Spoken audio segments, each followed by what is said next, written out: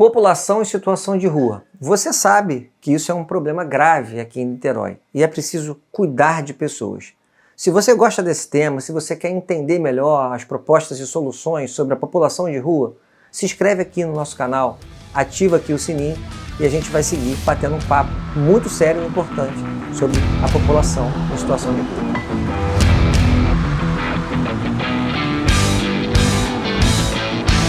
Niterói, vamos trocar uma ideia aqui muito franca sobre pessoa em situação de rua. Isso é um problema em Niterói. Aliás, esse é um problema grave e ele tem vários outros problemas indiretos. E a gente quer conversar com você porque no nosso mandato, a gente montou uma comissão especial e a gente ficou nos últimos 6 meses debruçados sobre qual é a causa, qual é a consequência e quais são as soluções para a problemática das pessoas em situação de rua. Então, pessoal, é claro que isso não é um problema só de Niterói, mas uma cidade como Niterói, que tem 6 bilhões de arrecadação, a prefeitura arrecada muito, não pode ver um crescimento exponencial da população de rua. Isso está provado por estudos, está acontecendo. Cresce muito a população em situação de rua, assim como cresce o Cadastro Único de Niterói. Ou seja, a gente tem hoje 140 mil pessoas vivendo sob condição de pobreza na nossa cidade. E pessoal, isso é mais de 1/3 da nossa população. Isso é muito grave. A gente precisa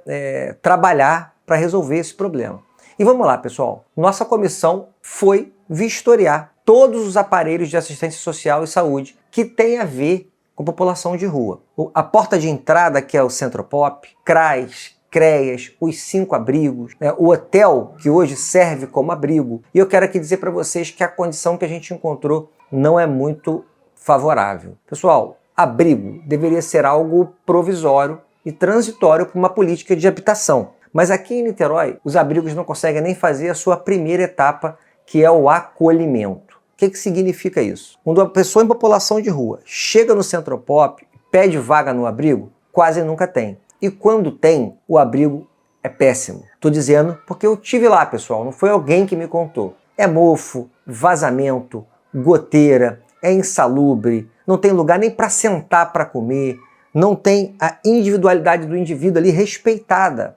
Tudo é muito ruim, parece um sistema prisional, muitos abrigos gradeados, climatização praticamente inexistente em quase todos eles.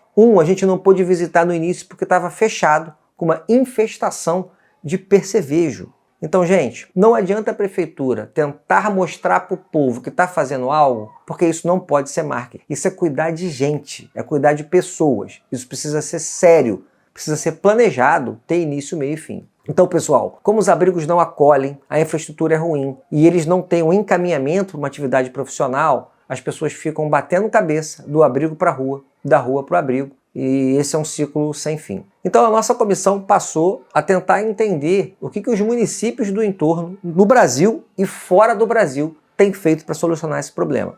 Eu vou começar dando um exemplo que talvez pareça muito longe da nossa realidade, que é a Finlândia. A Finlândia, diferente de boa parte da União Europeia, da Europa em si, adotou uma outra estratégia que deu muito certo. Hoje a Finlândia tem no seu país inteiro menos de 4 mil pessoas em situação de rua. E já chegou a ter, pós-pandemia, mais de 10 mil pessoas. Lá eles usam a estratégia do habitação primeiro. E a tese filosófica, e que está sendo demonstrada na prática como efetiva, é simples. Para estabilizar a população de rua, você precisa tirá-los da rua. Tirando da rua, você estabiliza aquela pessoa dentro de uma moradia, que pode ser dela, que pode ser bancada por 1 ano ou 2 anos por um aluguel que o governo banca, e depois essa pessoa, estabilizada numa residência, que é dela ou alugada, passa a receber os atendimentos, porque realmente cada caso é um caso, então pensa comigo, uma pessoa em situação de rua, que brigou com a mulher ou com o marido e simplesmente saiu de casa, essa não vai precisar talvez de um tratamento sobre drogas, mas precisa de um assistente social e de um psicólogo. Já uma pessoa em drogadição na rua vai precisar de um atendimento psiquiátrico, psicológico, vai precisar de apoio, rede de suporte, e cada caso é um, pessoal. Então assim, tem que colocar essa pessoa numa moradia, e essa foi a estratégia desse país inteiro na Finlândia, muito organizado. Coloca a pessoa na moradia. Da moradia a pessoa faz os seus atendimentos e uma vez laudada, recuperada, com toda a liberdade que ela precisa ter como indivíduo, é o próprio governo que insere no mercado de trabalho. Aliás, gente, aqui no município do Rio, o Eduardo Paes está fazendo isso. Niterói empregou mais de 900 pessoas na Emusa, sendo que a ampla maioria não trabalhava. O que Eduardo Paes aqui do lado está fazendo? E aqui não estou discutindo boa ou ruim política, nem o Eduardo Paes, mas a política pública. Depois que ele faz tudo isso, ele mesmo emprega nos estágios ou nos empregos públicos, nas obras públicas, nas suas licitações, etc. E isso faz com que o cara tenha uma casa e tenha um trabalho e o acompanhamento para ajudá-lo a não recair, se for caso de droga, um atendimento psiquiátrico, se for alguma patologia, psiquiátrica. O importante é ter planejamento, pessoal. E em Niterói isso não está acontecendo. Então, se a gente tem como solução, numa cidade como Niterói, que tem mais de 800 imóveis que é dele, próprios, que pode fazer retrofit nos imóveis abandonados, reconstruir esses imóveis para dar essa dignidade, o aluguel ou mesmo a titularidade da casa para essas pessoas, por que não fazer? A gente viu a Prefeitura de Niterói desapropriar a Cantareira por mais de 30 milhões, o Parque do Morcego e a Maçã em Jurujuba por mais de 60 milhões. Seria um investimento muito razoável colocar os seus imóveis, suas unidades, seus apartamentos, suas casas, seus terrenos, para que essas pessoas possam residir e dali sim buscar o tratamento, sair das ruas, conseguir um emprego e se transformar numa pessoa que quer produzir, que vai se sentir realmente um ser humano com dignidade. Então a gente vê muitos caminhos. E aí a nossa comissão chegou a um ponto que é agora o seguinte: Prefeitura, vamos lá, quantas pessoas trabalham nos abrigos? Qual é o custo do hotel?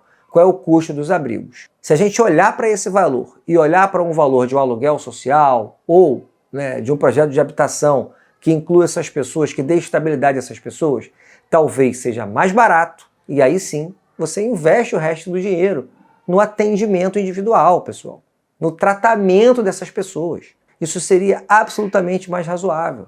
Eu volto a dizer, se nomearam mais de 1.200 pessoas na Emusa, que era um órgão que a gente já provou que essas pessoas nem trabalhavam, e a gente tem hoje 800 pessoas aproximadamente em situação de rua, não seria muito mais fácil ajudar essas pessoas, tendo ali todo um respaldo com elas, ajudando de verdade, humanizando esse tratamento, individualizando o cidadão? A gente pensa que isso é muito fácil de fazer. A gente pensa que isso é muito possível de fazer. O que falta é vontade política. Me parece muitas vezes que a Prefeitura de Niterói gosta de postar vídeo limpando cocô e xixi na rua, tirando colchonete e os itens das pessoas em situação de rua, para dizer para vocês que estão trabalhando, como se isso fosse possível. A pessoa sai de uma praça para outra, vai de uma rua para outra, fica esse êxodo de pessoas em situação de rua e o problema não é resolvido. Então, gente, o Rio tem, no Sul tem, no Nordeste tem, nos Estados Unidos tem política que deu certo, tem política que deu errado. Basta o governo se organizar entre assistência social, habitação e saúde, criar um planejamento, chamar a população para esse debate, incluir as igrejas, incluir todos os institutos, associações, ONGs, todo mundo que queira participar disso, e sabendo que cada um fazendo o seu papel, a gente consegue, aos poucos, diminuir essa situação caótica que Niterói vive. Então eu queria muito convidar vocês a assistir esse vídeo, a compartilhar o nosso relatório que a gente vai tornar público, para que o maior número de pessoas possam se apropriar disso e que a gente crie uma política que tenha um custo razoável e uma resposta na ponta. O que não dá é para gastar 200 milhões com moeda araribóia, mais 100 milhões com assistência social e o resultado disso ser zero ou praticamente nenhum. A gente conta com você aqui curtindo, compartilhando, ativa o sininho, acompanha aqui a gente no YouTube, a gente vai estar sempre tentando mostrar o que a gente pensa que é melhor para Niterói.